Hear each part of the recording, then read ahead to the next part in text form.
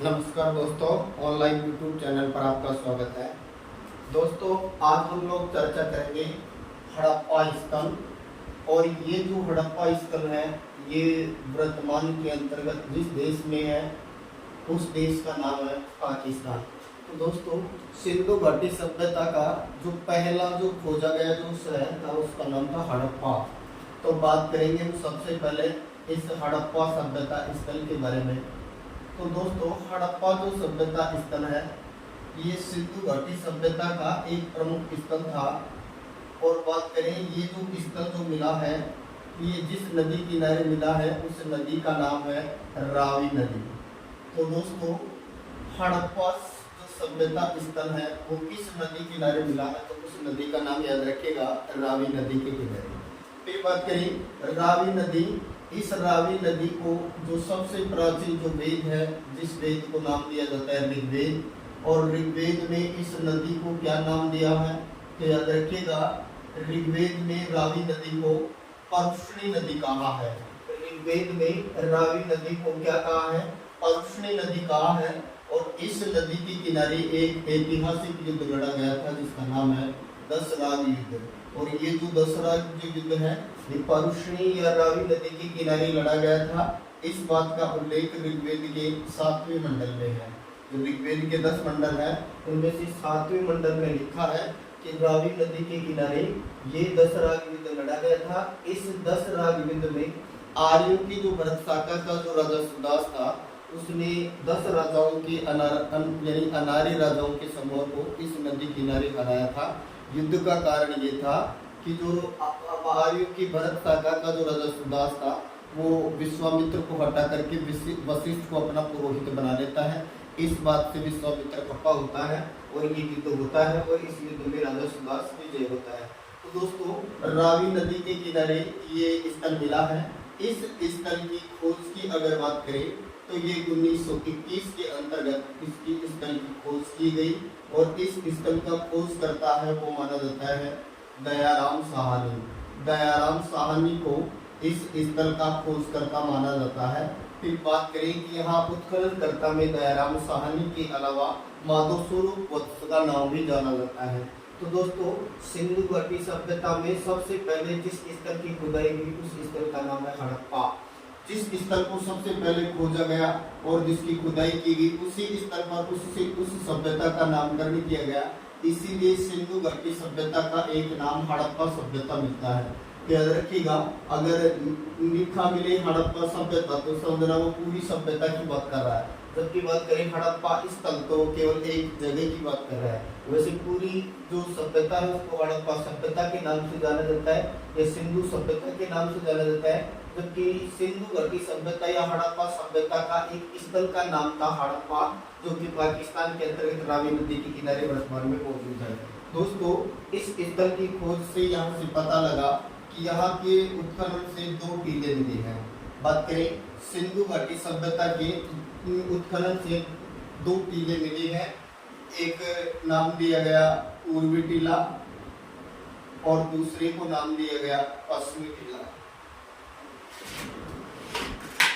सिंधु घाटी सभ्यता के अंतर्गत 2 टीले, पूर्वी टीला और दूसरा है पश्चिमी टीला। दोस्तों, पूर्वी टीला जो था ये पूर्वी टीला ऊंचा था, पूर्वी टीला नीचा था, जबकि पश्चिमी टीला ऊंचा था। ये ऊंचा था पश्चिमी टीला, जबकि पूर्वी टीला नीचा था। इस पूर्वी टीले में आम जन निवास करते थे, यानी सामान्य लोग जो थे वो इस पूर्वी टीले के अंतर्गत निवास करते थे। जबकि पश्चिमी टीले से दुर्ग का साक्ष्य मिला है। दुर्ग का साक्ष्य मिला है, इसलिए ये माना जाता है कि पश्चिमी टीले में शायद शासक वर्ग रहा होगा, इसलिए इसको शासक टीला या दुर्ग टीले के नाम से, शासक टीला या दुर्ग टीला के नाम से इसको जाना जाता है। पश्चिमी टीले को पश्चिमी टीला, ऊंचा टीला, दुर्ग टीला, शासक टीला, जबकि पूर्वी टीले को निचला टीला और ये बड़ा था। और बात करें पश्चिमी टीला ये छोटा था। पश्चिमी टीला छोटा था, पूर्वी टीला बड़ा था, पहला अंतर। दूसरा, ये पश्चिमी टीला ऊंचा था जबकि पूर्वी टीला नीचा था, दूसरा अंतर। फिर पश्चिमी टीले से दुर्ग का साक्ष्य मिला, इसको दुर्ग टीला, जबकि इसमें सामान्य लोगों के रहने की बात की गई, इसलिए इसको आमजन टीला या इसी का एक नाम दिया गया है, नगर टीला। फिर बात करें दोस्तों, टीलों को चारों ओर से दोहरी प्राचीर, जैसे कालीबंगा में दोहरी प्राचीर मिली है, उसी तरह से याद रखिएगा दोनों टीलों की चारों ओर प्राचीर मिली है।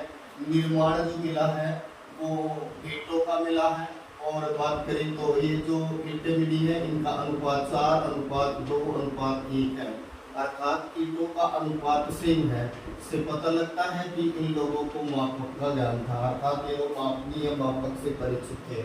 दोनों टीलों के दक्षिण में बात करें तो कब्रिस्तान मिला है, दोनों टीलों के दक्षिण में एक कब्रिस्तान मिला है। और दोस्तों याद रखिएगा कि हड़प्पा स्थल से जो कब्रिस्तान मिला है इसको क्या नाम दिया है, R37 नामक कब्रिस्तान कहाँ से मिला है, तो हड़प्पा से। जबकि बात करें हम लोग मोहनजोदड़ो से कोई कब्रिस्तान का कोई साक्ष्य नहीं मिला है, मोहनजोदड़ो से कोई कब्रिस्तान का साक्ष्य नहीं मिला है, जबकि हड़प्पा से जो कब्रिस्तान मिला है उसको नाम दिया है R37। दोस्तों इस कब्रिस्तान में एक ऐसी कब्र मिली है जिस कब्र में पहले लकड़ी के ताबूत में डेड बॉडी को फिट करके रखा गया है, लकड़ी के ताबूत में डेड बॉडी को रखा गया है, और माना जाता है इसको वैज्ञानिकों ने एक अलग ही नाम दिया है, इसको विजातीय कब्र का नाम दिया है, विजातीय कब्र। तो दोस्तों ये विजातीय कब्र कहाँ से मिली है, तो ये भी कब्रिस्तान यानी कहाँ से मिली है, तो हड़प्पा से। हड़प्पा जो सभ्यता स्तर है, यहाँ के लोग मीठे के लिए शहद का प्रयोग करते थे, मीठे के लिए शहद का प्रयोग। सड़कें एक दूसरे को समकोण पर काट के मिली है, जिसको ग्रिड पद्धति, जाल पद्धति, ऑक्सफोर्ड सर्कस पद्धति, चैम्सफोर्ड पद्धति के नाम से जाना जाता है। घरों के दरवाजे पीछे या गली की ओर मिले हैं, जबकि लोथल इस जगह के अंतर्गत अपवाद है। लोथल जो जगह है, ये लोथल जो जगह है, इस लोथल जगह की अगर बात की जाए तो लोथल जो जगह है ये अपवाद है, वहाँ एक घर का दरवाजा आगे की ओर या सड़क की ओर खुला मिला है। दोस्तों यहाँ के उत्खनन से मजदूरों की रहने की बैरक मिली है, मजदूरों की रहने की बैरक मिले हैं, बैरक जहाँ वो लोग निवास करते थे, ये यहाँ से मिला है। इसके अलावा यहाँ से पत्थर की मूर्ति मिली है, पत्थर की आदमकद मूर्ति मिली है यहाँ से।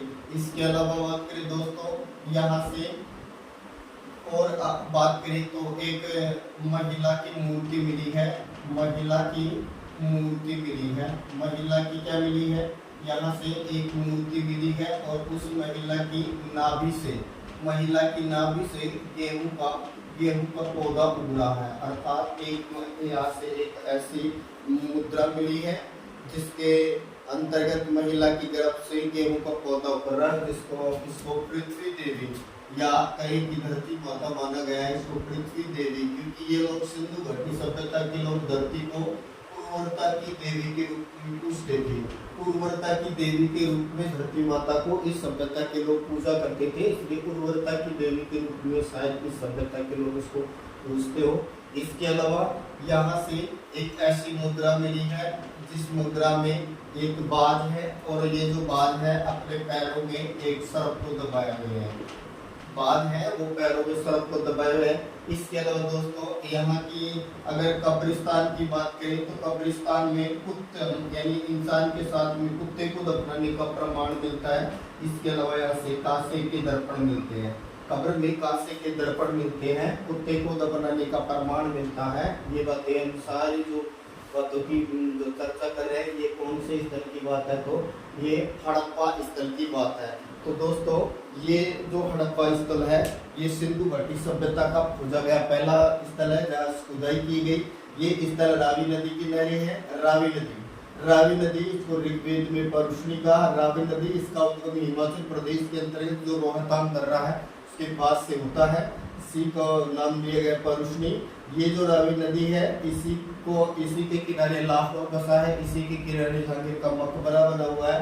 और इसी के किनारे हड़प्पा सभ्यता स्थल है। इसी के किनारे दिसंबर 1929 में लाहौर अधिवेशन हुआ था, जिसमें पंडित नेहरू की उपस्थिति में ये तय हुआ था कि आने वाली 26 जनवरी को पहला स्वतंत्रता दिवस मनाएंगे। तो दोस्तों ये सब इसी नदी से जुड़ा हुआ है और ये जो पंच नदी के अंतर्गत ये सहायक नदी के तौर पर जानी जाती है। चैनल को सब्सक्राइब करें, लाइक करें। थैंक यू दोस्तों।